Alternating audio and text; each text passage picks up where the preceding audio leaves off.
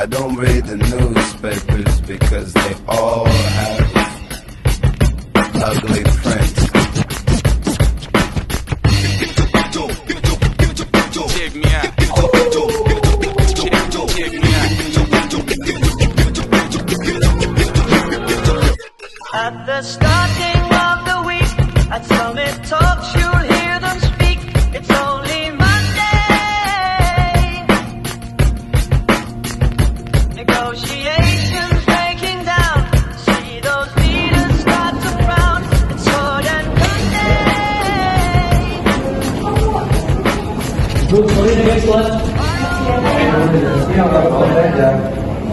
Selamat datang di diskusi kelompok kita. Hari ini kita akan membahas sebuah pertanyaan. Apakah perusahaan multinasional dapat bertanggung jawab atas pelanggaran hak asasi manusia dalam hukum internasional? Apakah rekan-rekan ada tanggapan?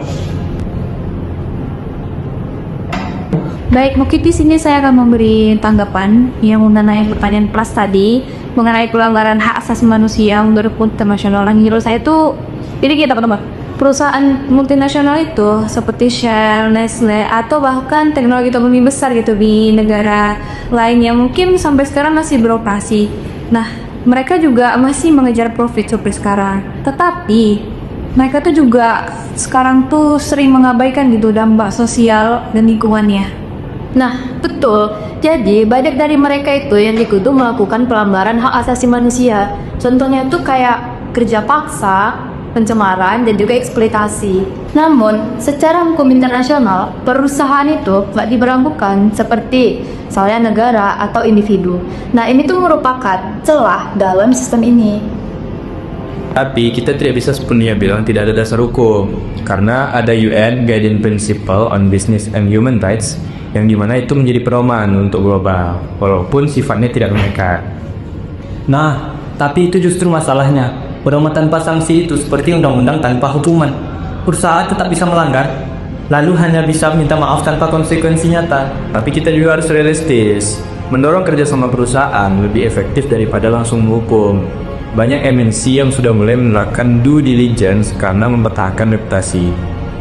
Kita lihat beberapa kasus, salah satunya Stanley Negarian, di mana mereka dituduh melakukan pencemaran lingkungan dan pelanggaran HAM yang pada akhirnya setelah proses panjang berujung pada ganti rugi. Namun hal ini bukan karena sistem hukum internasional, melainkan karena pengadilan nasional di Belanda. Contoh lainnya, Nestle itu dituntut oleh AS atas kerja paksa anak-anak. Tapi gugatan mereka itu selalu gagal karena pengadilan itu mengatakan bahwasannya perusahaan ini tidak dimintai pertanggungjawaban gitu oleh mereka. Nah, saya dengan tegas itu mengatakan ya, perusahaan itu harus bisa dihukum secara internasional.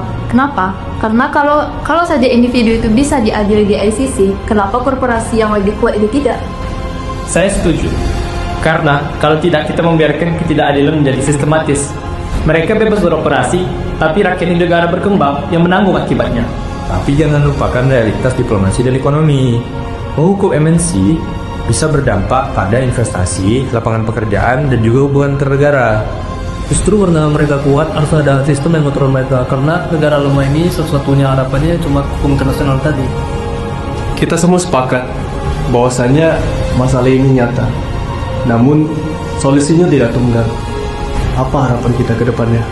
Dukungan untuk binding treaty di PBB harusnya itu diperkuat. Bukan hanya prinsip, tetapi harus ada aturan yang mengikat kita bisa menegakkannya kembali. Nah, tapi konsumen juga punya peran. Tekanan publik itu sangat berpengaruh dalam membuat perusahaan itu berubah. Dan jangan lupakan pengadilan nasional. Banyak peluang menuntut perusahaan lewat jalur domestik, tapi kita butuh kerjasama internasional. Diskusi kita belum selesai. Namun, satu yang jelas, perusahaan bukan hanya sekedar mengisi uang. Mereka juga harus siap mempertanggungjawabkan secara etis dan hukum. Pertanyaannya, kita sebagai generasi muda, bisakah mempertanyakan tentang pertanggungjawaban itu? Terima kasih. Sampai jumpa di diskusi selanjutnya.